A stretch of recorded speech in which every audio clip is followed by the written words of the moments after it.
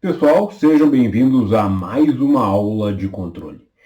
Na aula de hoje, então, nós vamos ver o quê? Nós vamos generalizar o conceito de funções de transferência para a segunda ordem.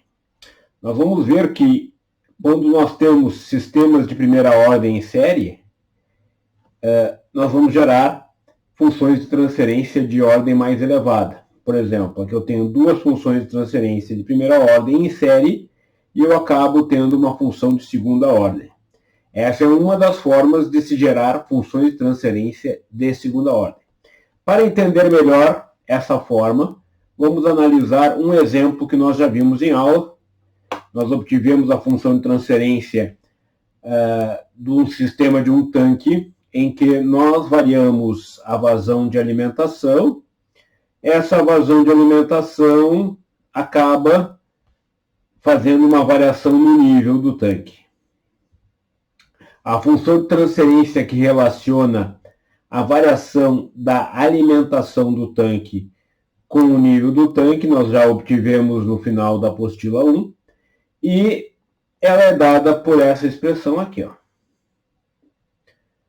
Então, se nós pegarmos e adaptarmos essa função de transferência para esse primeiro tanque, nós vamos ter, então, que uma variação na alimentação de entrada, representada aqui como F0, ela vai repercutir numa variação de nível H1, dado por essa expressão, onde os coeficientes são relativos ao nível 1 estacionário, H10, levando em consideração a área transversal do tanque 1 e o coeficiente de descarga do tanque 1. Então, a primeira função de transferência é dado por essa aqui. A cada variação de nível existe uma variação de vazão de saída deste tanque. A vazão de saída desse tanque está representada por F1. A relação entre F1 e H1 é dada por CD1 raiz quadrada de H1. Logo, se nós linearizarmos essa expressão, a função de transferência, que vai ser simplesmente um ganho estático, vai ser dado pela derivada disso aqui em relação a H, avaliado no estacionário, e nós vemos claramente que isso nada mais é do que o inverso do ganho K1. Por fim, se nós construirmos e colocarmos um segundo tanque em série, ou seja, logo após o primeiro tanque, nós vamos ter então essa função de transferência, que é o nível H2, como função da vazão de alimentação F1. De forma análoga, aplicando exatamente essa mesma relação aqui, particularizada para os dados do tanque 2, nós chegamos então à função de transferência K2 tal 2S mais 1, certo? Bom, imagine agora que nós queiramos a função de transferência envolvendo uma variação de alimentação do primeiro tanque com o nível do segundo tanque. Como é que nós podemos obter esta função de transferência? Nós podemos obter essa função de transferência escrevendo dessa forma aqui, ó, que é a função de transferência da variação do nível da vazão de entrada por nível do tanque 2. Vai ser a função de transferência do tanque 2 em função do tanque 1. Se nós olharmos a relação causa e efeito, está representada aqui, ó. F0 produz uma variação em H1, uma variação de H1 produz uma variação em H1 em F1, uma variação de F1 produz uma variação em H2. Então, essa sequência de variações está ilustrada aqui, ó. Se nós pararmos para pensar, isso equivale a o corte das variáveis. Esse cancela com esse cancela com esse, e aí nós temos a função de transferência daquilo que eu quero, tendo como entrada F0, para aquilo que eu quero como saída. Se nós substituirmos cada uma dessas funções de transferência, como ilustrados aqui embaixo, nós chegamos à função de transferência formada e pretendida por nós, que é a função de transferência da vazão de alimentação para o nível do tanque 2. Ela vai ser uma função de segunda ordem. Se nós multiplicarmos esse denominador, vai ficar tal 1, tal 2, S ao quadrado, tal 1 mais tal 2, S, mais 1. Isso aqui é uma função de transferência de segunda ordem, porque a ordem mais elevada dessa função de transferência é 2 no denominador. Ou seja, nós temos dois polos, também nós podemos ver pelo número de polos. O número de polos está associado à ordem da função de transferência. Nesse caso específico, nós temos dois polos reais. Dois polos reais. Então, quer dizer, quando eu tenho funções de transferência de primeira ordem, nós só iremos, funções de transferência de primeira ordem em série, nós iremos apenas gerar funções de transferência com polos reais. Nós podemos também ver e escrever isso da seguinte forma. Se eu fosse escrever a equação diferencial ou o sistema de equações diferenciais que descreve esse balanço de massa dos tanques, nós vamos ver que nós temos uma constante associada a cada uma das equações diferenciais. E nós estamos vendo claramente que nós temos duas equações diferenciais aqui, duas equações diferenciais que levam a um sistema de segunda ordem. Certo? Se eu tiver três equações diferenciais, eu vou ter um sistema de terceira ordem e assim por diante. Mas, então nesse caso, nós temos então a geração de uma função de transferência de segunda ordem a partir de funções de transferência de primeira ordem. Primeira ordem em série.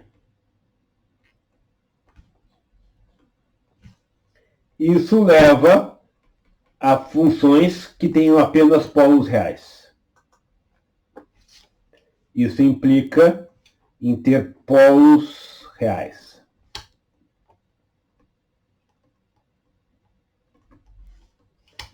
Mas existe uma outra forma de obter funções de transferência de segunda ordem.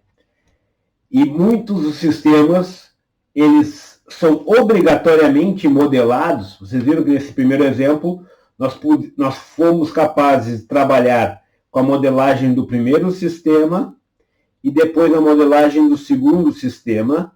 E a interação entre o primeiro sistema e o segundo sistema estava clara, a relação entre a entrada e saída de cada um dos subsistemas. Esquematicamente, o que nós tínhamos era isso aqui, ó.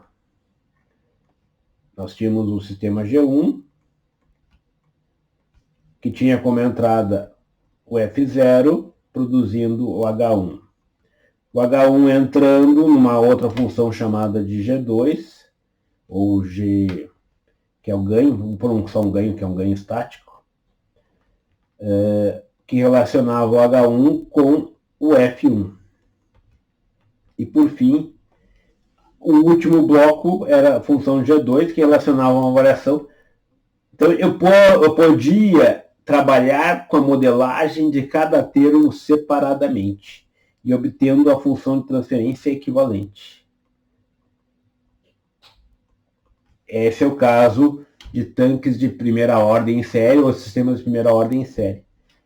Então, cada um provocava o seguinte e em série, em cadeia, ia gerando o resultado final, que é aquilo que nós estamos interessados, que é a função de transferência de segunda ordem gerada desse jeito. Mas existem sistemas que nós somos obrigados a modelá-los usando já uma equação diferencial de segunda ordem. Normalmente são sistemas que aparecem na engenharia mecânica. O que na engenharia mecânica, os sistemas clássicos de engenharia mecânica, é aquele sistema peso-mola.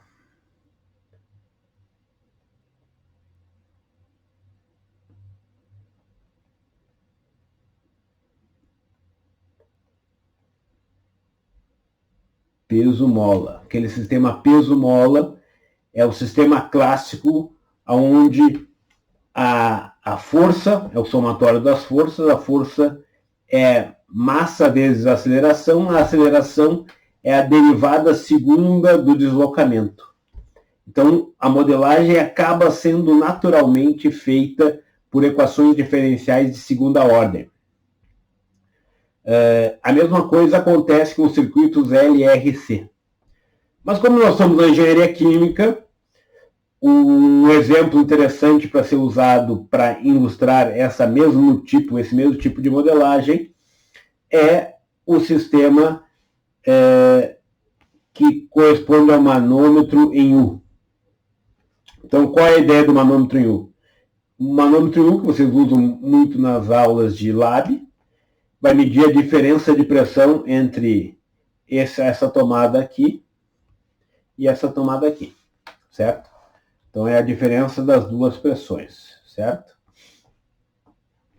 A modelagem desse sistema está representado por essa equação. Esse aqui dá para considerar que isso aqui é o ΔH, é o quanto vai ter de variação de nível. E isso vai ser dado, então, o dΔH, que é a variação do nível, decorrente de uma variação abrupta ou não de pressão nas tomadas. Isso vai ser representado da seguinte forma. 6μ, que é a viscosidade, o raio ao quadrado, que é o raio do capilar, Rho é a massa específica, μ é a viscosidade,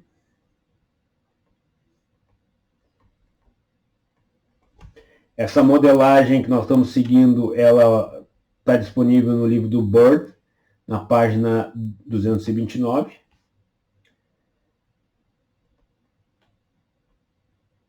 É um balanço de forças. 3G, G é a gravidade, L é o comprimento, L é essa distância aqui, o L. É o quanto está preenchido de líquido capilar.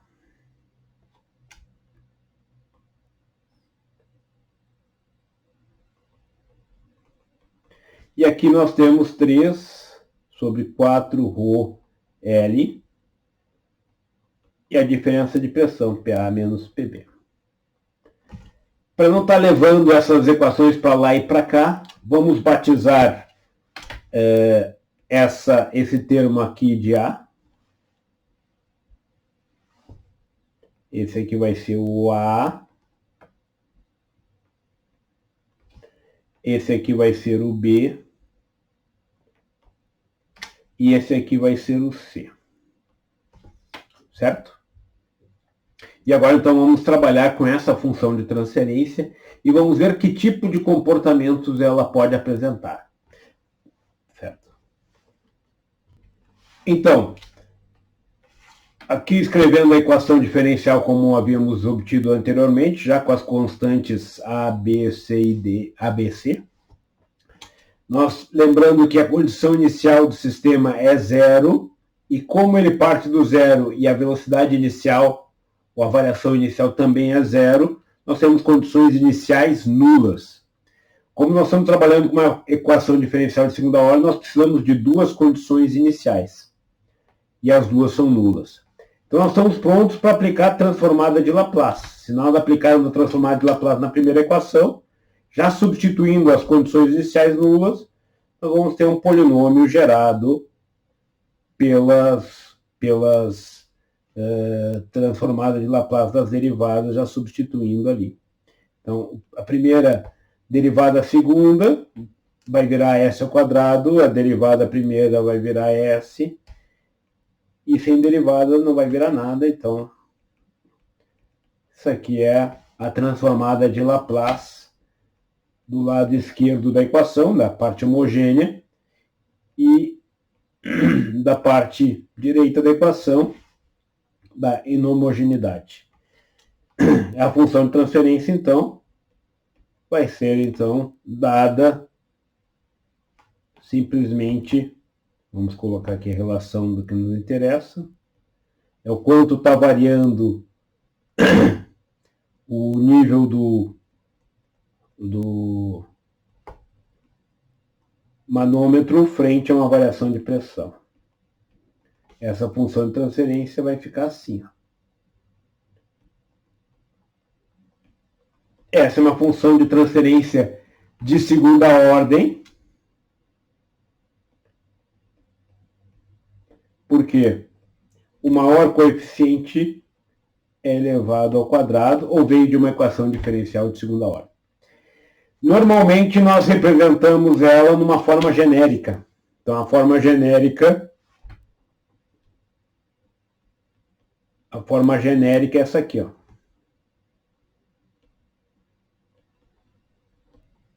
Forma genérica de uma função de transferência de segunda ordem.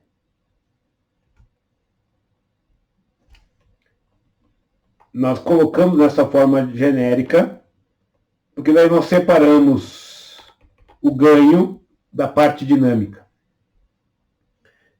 Simplesmente escrevemos dessa forma aqui, ó. No numerador aparece só o ganho. O coeficiente sem S é 1, porque quando a gente avalia G de S igual a 0, o ganho já fica explícito. E aí nós temos um tal para cada S. Então, S ao quadrado é tal ao quadrado. Mais 2 zeta, que é um parâmetro adimensional, que nós vamos ver agora em seguida. E o tal S aqui. Então, essa é a forma genérica. Nessa forma genérica, nós temos, então,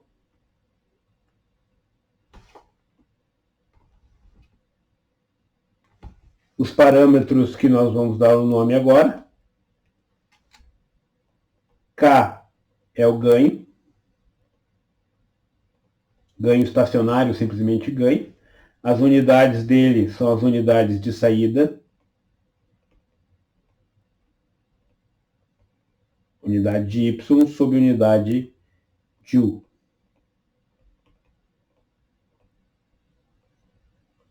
Esse é o ganho.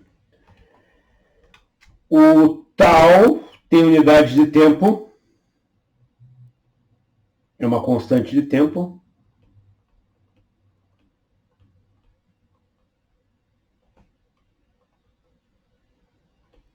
E tem unidade, portanto, de tempo. Observem que para cada S ao quadrado, nós temos que ter unidades de tempo ao quadrado para deixar isso adimensional. Por isso que então nós temos tal ao quadrado vezes S ao quadrado. Se nós olharmos na primeira função de transferência que nós obtivemos, tal 1 vezes tal 2 aqui levava a ser unidade de tempo ao quadrado, levando a tal 1 vezes tal 2 vezes S ao quadrado a ser adimensional. S tem unidade de inverso de unidade de tempo. Então, para cada S no denominador, nós temos que ter algo multiplicando com unidade de tempo para deixar a multiplicação adimensional. Se vocês olharem aqui, tal 1 mais tal 2, aqui é a unidade de tempo, vezes o inverso de unidade de tempo. Certo? Então, é a mesma coisa ali está acontecendo aqui. E, por fim, zeta é o fator de amortecimento. Ele é responsável para dizer o padrão da resposta.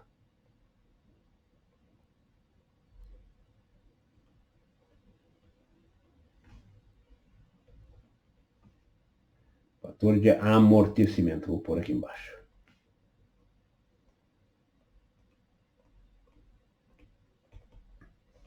Fator de amortecimento. E ele é adimensional. Ele não tem unidades.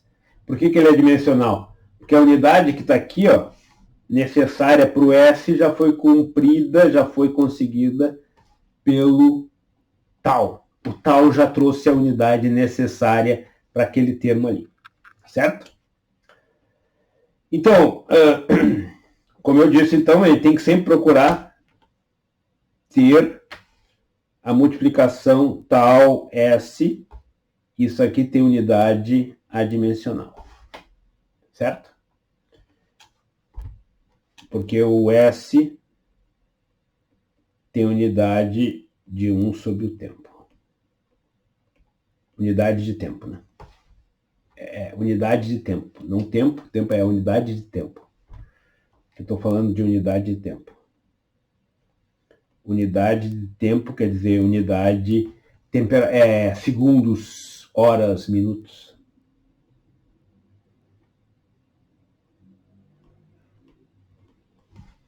Certo? Então, observem que eu consigo converter dessa forma aqui para essa aqui. Basta reescrever. Então, reescrevendo essa função original, nessa forma, nós vamos chegar aqui, C sobre B, 1 sobre B, S ao quadrado, mais A sobre B, S, mais 1. Aí, simplesmente, o que nós vamos ter?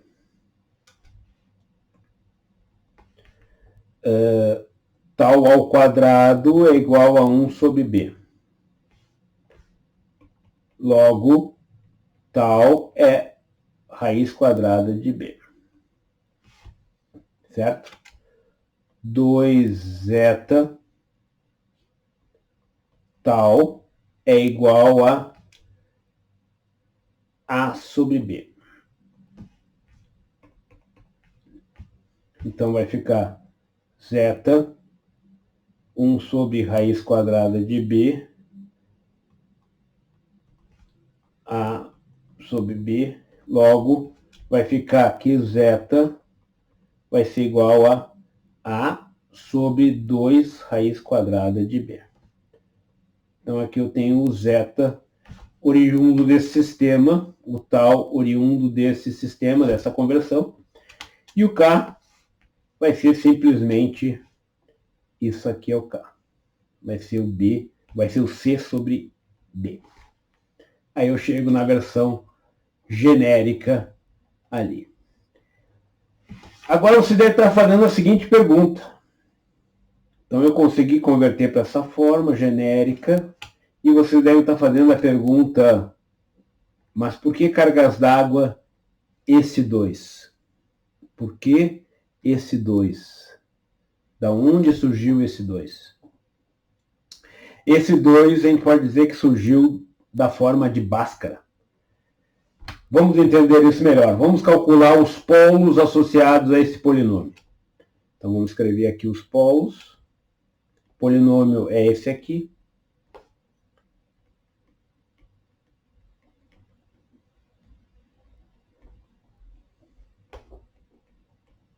Esse é o polinômio. Os polos, então, na Bhaskara na forma de Bhaskara é menos b mais ou menos b ao quadrado, que é o discriminante, menos 4ac, que a gente aprende no segundo grau, 2a. Então, quer dizer, o a é esse aqui, esse a, esse b e c não tem nada a ver com aquele a, b, c e d que nós tínhamos feito na dedução. E aqui é o c. Então, substituindo os polos, vão ser polo 1 e 2, vão ser menos b, menos 2 zeta tal, mais ou menos 4 zeta tal ao quadrado, menos 4 tal. Se não tivesse esse 2 aqui, ó, nós não teríamos esse 4 aqui. Esse 4 permite que nós façamos a retirada da raiz quadrada desse termo 4 e do tal. Então, fazendo isso, vai ficar, então, menos raiz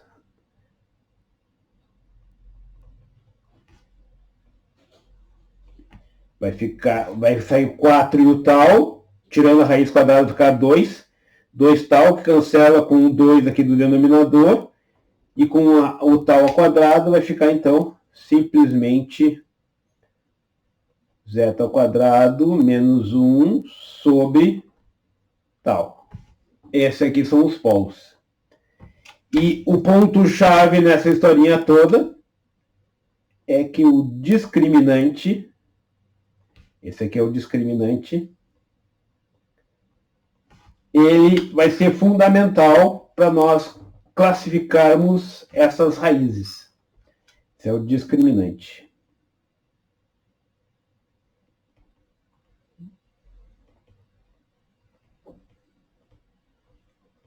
Se esse discriminante for menor que zero, eu vou ter polos complexos.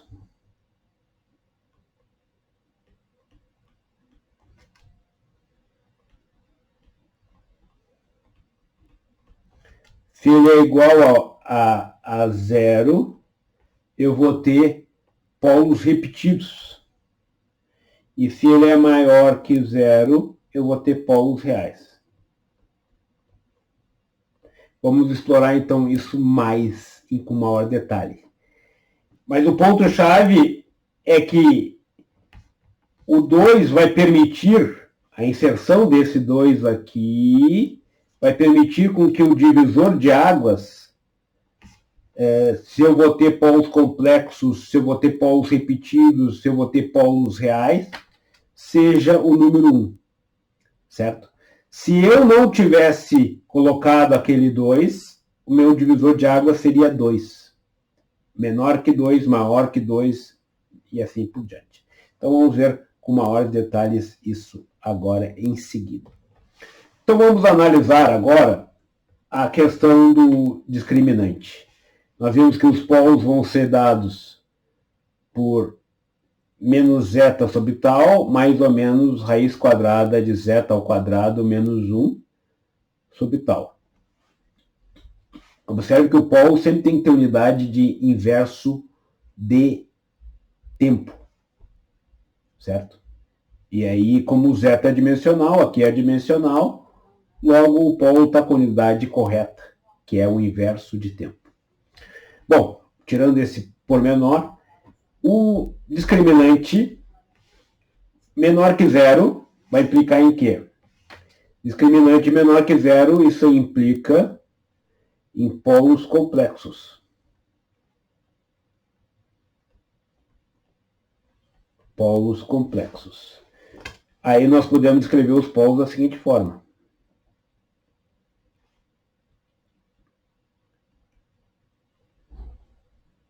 Que é tal.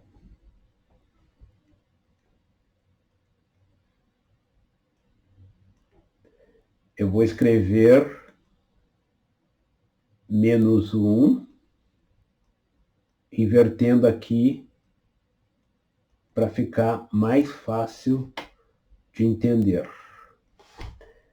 Aí, isso aqui eu vou escrever dessa forma. Mais ou menos esse menos 1 aqui, raiz de menos 1, vai ser então o J vezes 1 menos zeta ao quadrado sobre tal. Essa aqui é a parte real do polo, é o sigma, e esse aqui é o ômega.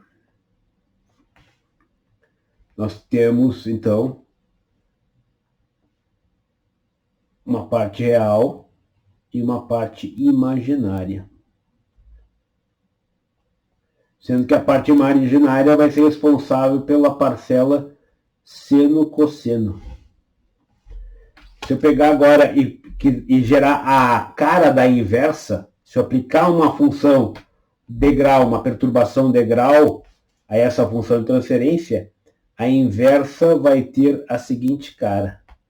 C0, coeficiente independente, e vou ter algo do tipo C1 e na menos sigma T, que é a parte real, vezes, vou pôr já direto aqui, então a cara dessa resposta a uma perturbação vai ser desse tipo aqui. A parte real responsável pela modulação da resposta e a parte imaginária pela frequência do sinal senoidal. Defasado de φ.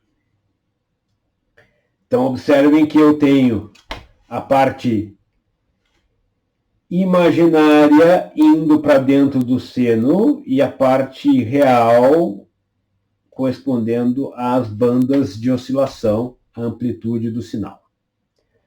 E aí a resposta fica com essa cara aqui. Ó. Se eu fizer esse degrau, fizer uma simulação disso, o C0 aqui vai ser o valor final e a resposta vai ser oscilatória.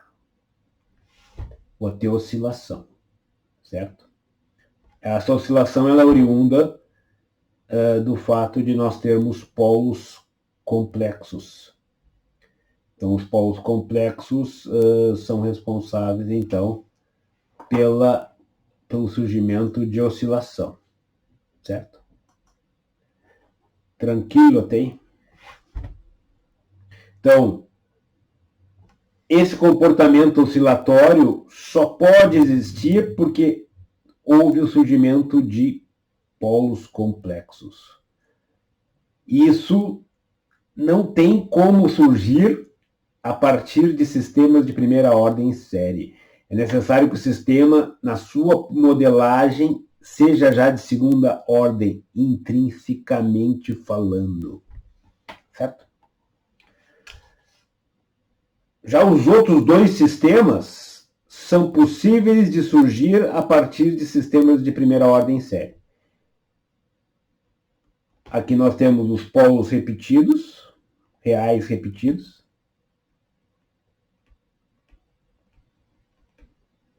Essencialmente aqui é quando eu tenho sistemas de primeira ordem em série de igual dimensão. Sistemas de igual dimensão, mesma característica, mesmo tal, então eu tenho eles polos múltiplos. Então, nesse caso, nós vamos ter P1 e 2 menos sigma tal. Como o discriminante é igual a zero, vai ser mais ou menos zero. Logo, os polos repetidos vão ser. Aí a resposta degrau disso, a cara dela vai ser C0. Como eu tenho polos repetidos, vai ser C1 mais C2 vezes T. E na menos... Deixa eu só colocar aqui o T direitinho.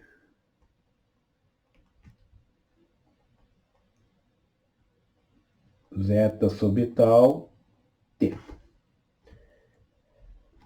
Esse polinômio aqui surgiu dos polos serem repetidos. Antes que eu me esqueça, para o discriminante ser igual a zero, isso aqui implica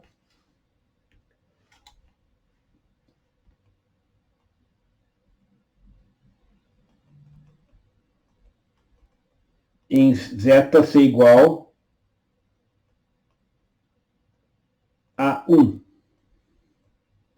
Zeta igual a 1 implica em discriminante ser igual a zero. Já que no outro caso, eu vou ter o discriminante menor que zero, isso aqui implica que o zeta menor que 1. Então, nós temos zeta menor que 1, zeta igual a 1, e o último caso são polos reais distintos.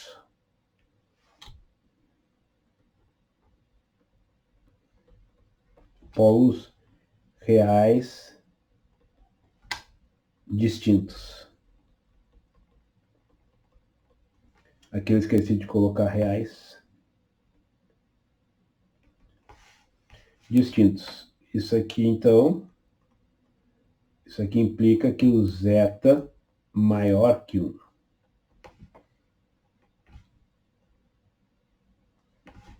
Zeta maior que 1. Aí os polos, então, serão 2 polos também, só que eles serão reais distintos.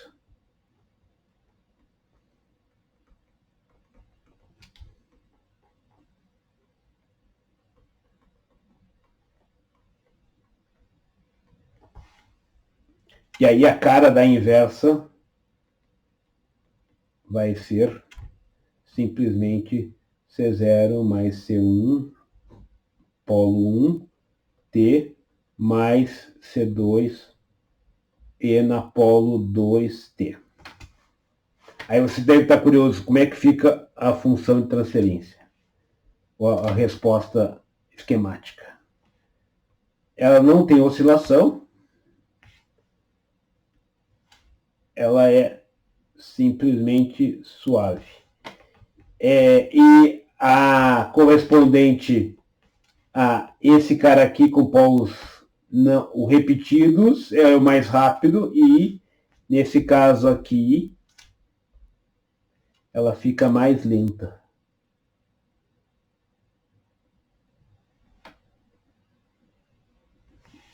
Já esse outro aqui fica mais rápido. Se não tivesse o 2 na Bhaskara, o zeta seria menor que 2 aqui, o zeta seria igual a 2 e o zeta maior que 2. Normalmente nós gostamos de usar o 1 como base de transição e de fronteira de definição se é maior, menor, igual. Então, por isso que tem o 2 na forma genérica, então. Por causa, essencialmente, do discriminante em última análise. E que leva a polos reais repetidos e assim por diante. Tudo que eu escrevi ali está resumido nessa tabela. Então vamos analisar essa tabela. Aqui é discriminante menor que 0, que equivale a zeta maior que 1. Desculpe, aqui é o contrário. Que é o sistema discriminante maior que 0, que equivale a zeta maior que 1. Aqui é o discriminante igual a 0, que equivale a zeta igual a 1.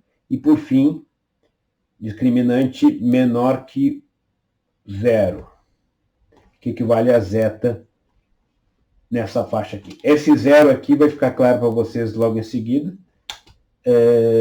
porque eu estou considerando a resposta estável, certo? Ops. Então, esse primeiro sistema aqui nós chamamos de superamortecido. Esse aqui com zeta igual a 1 nós chamamos com amortecimento crítico. E por fim, o sistema com zeta menor que 1 ele é chamado de subamortecido. Os polos estão aqui apresentados, como nós já obtivemos. Aqui a cara da resposta de Grau, a cara é simplesmente as bases dinâmicas oriundas dos polos, só que ainda precisa ser determinado o valor de C0, C1 e C2, mas o jeitão da resposta é dado desse jeito aqui. Certo? Então aqui nós temos as 3 respostas padrões. E quando o zeta é negativo, nós vamos ter instabilidade, divergência.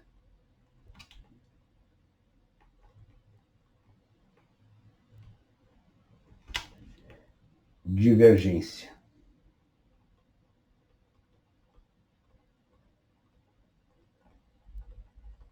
Seguindo um desses padrões. Então isso vai ficar claro logo em seguida para vocês. Esse aqui é o padrão polos complexos, padrão oscilatório. Esses outros 2 padrões são padrões suaves. Se eu tiver esses padrões aqui, por exemplo, zeta entre 0 e 1, eu vou ter uma divergência oscilatória. Se eu tiver zeta igual a menos 1, a divergência é suave. E assim por diante, com zeta, no caso, menor ainda que menos 1. Certo? Então, essas duas aqui são suaves, divergências suaves. Nós vamos ver isso logo em seguida, quando nós simularmos o sistema. O ponto-chave é que se o zeta for negativo, nós teremos instabilidade no sistema, polos no semiplano direito. Certo?